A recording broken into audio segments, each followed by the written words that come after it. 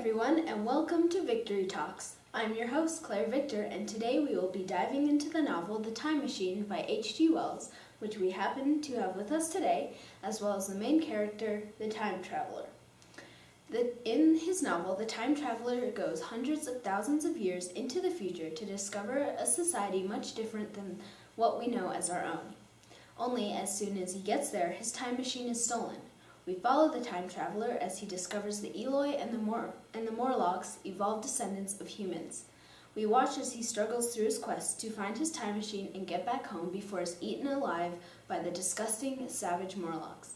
In our discussion today, we will be talking about the time traveler's emotions as he encountered the futuristic species, what his emotions were on their society, and how he felt after it was all over.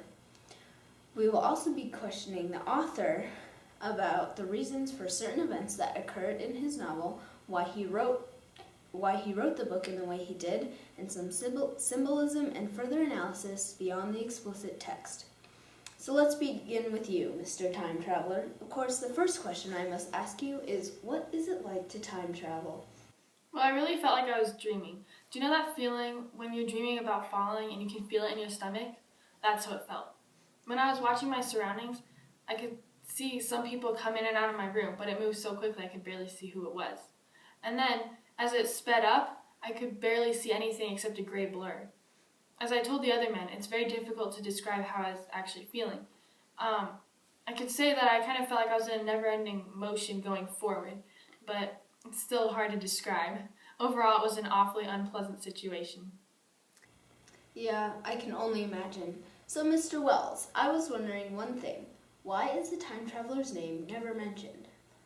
I wrote the novel where there is a narrator. The narrator is one of the time traveler's dinner guests that is over at the house when he shows his miniature model of the time machine he created and explains his amazing story of the time traveling experience. The narrator wanted to protect the identity of the time traveler.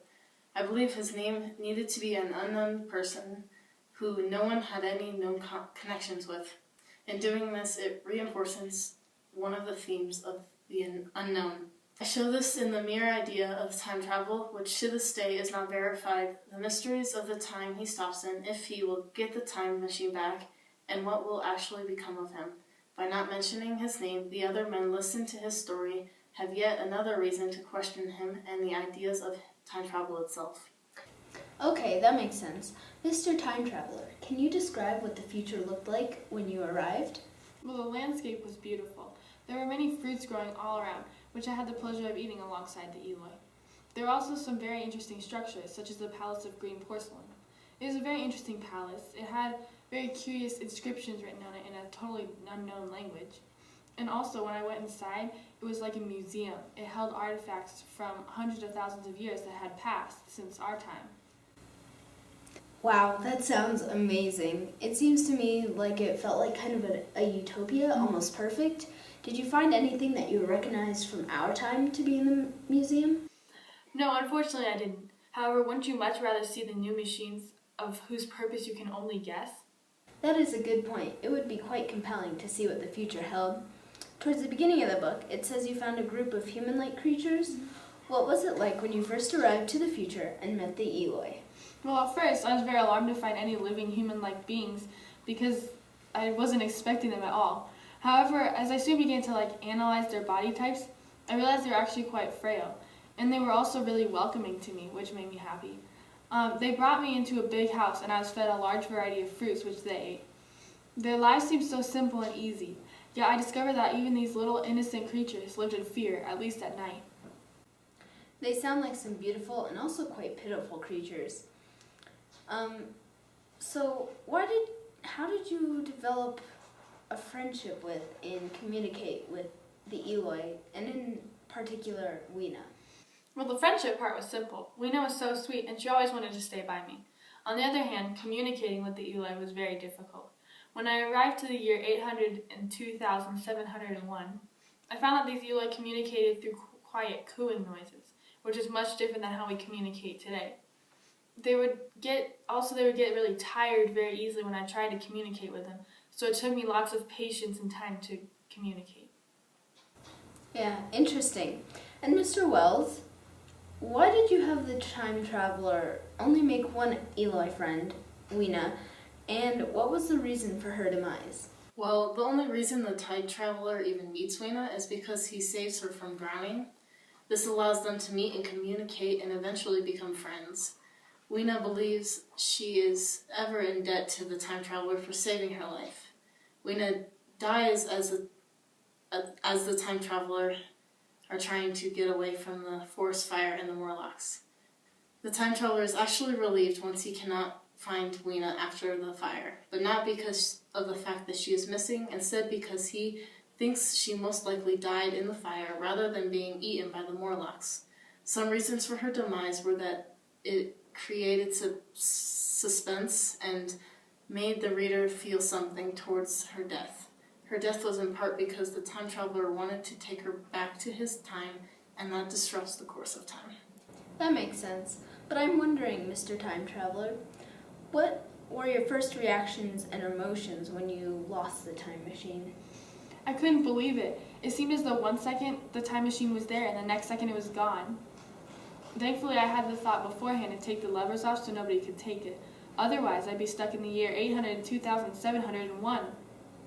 But yes, it was a feeling I never want to have again. At first, I simply stood still in shock. I didn't know what else to do.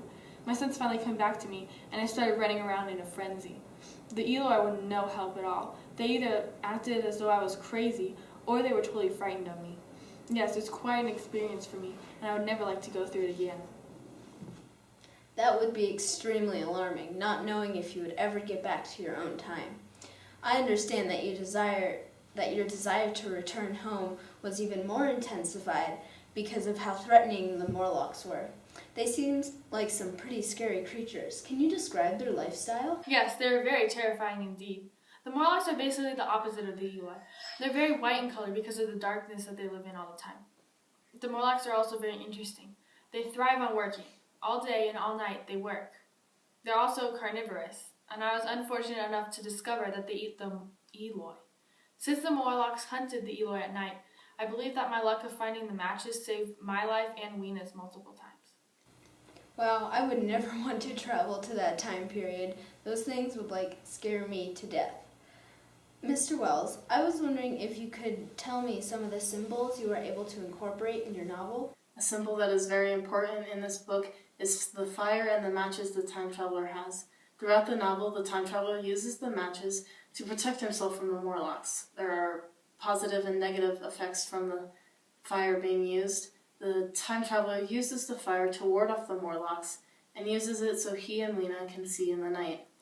He also starts a forest fire, which puts his life in jeopardy and kills Weena.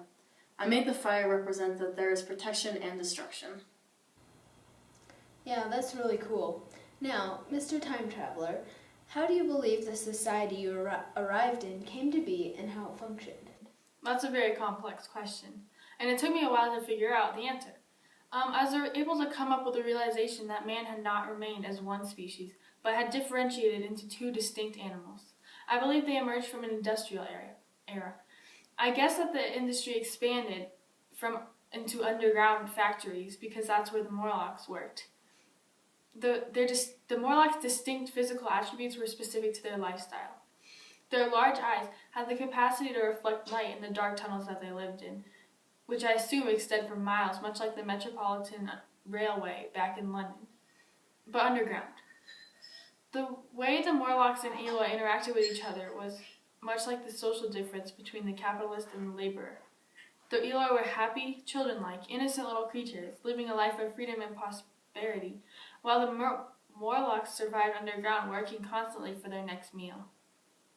That's quite peculiar, actually. And Mr. Wells, I was also wondering why you only had one main character and why you hardly mentioned any of the other characters or even the narrator. Well, having fewer characters allows the reader to focus and learn more about the character themselves, such as traits, how they act, who they are, and other small details. The novel also didn't really need a second traveler. One of the major themes I made part of the novel was how the time traveler had to overcome loneliness and meeting and becoming friends with Weena. At first, he doesn't have anyone to communicate with, but shortly afterwards, He catches on to the Eloy's way of communication, which allows him to be able to sort of talk with Lena. I felt that having too many characters would ruin the book and make it complicated to understand who is who and who is doing what. I thought it would be better with only one main character to focus on. That seems reasonable. Mr. Wells, for our final question, why did you end the book with no known contact with the time traveler? I ended the book the way I did because it leaves a small mystery. It leaves a mystery if the time traveler is even still alive, or did he stay in the future? I left it open so the reader could use their imagination to decide what happened to him. Some books are made for the reader to think a bit about what happened. My book doesn't really need a conclusion with the time traveler because he is not needed in his own time. He shared his ideas and he completed the challenge of time travel, but the world is not meant to know about time travel, so he does not return. All right, thank you so much, Mr. Wells and Mr. Time Traveler. We were so glad you could make it out to us today. We were better able to understand some of the unanswered questions within the novel and some behind-the-scenes analysis and themes of characters, conflicts, and symbols.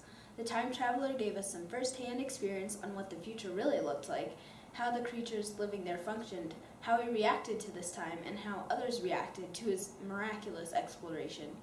Thanks again to our incredible guests, but I think that's all the time we have for today. Pun intended. I'm Claire Victor, and we'll see you next time on Victory Talks.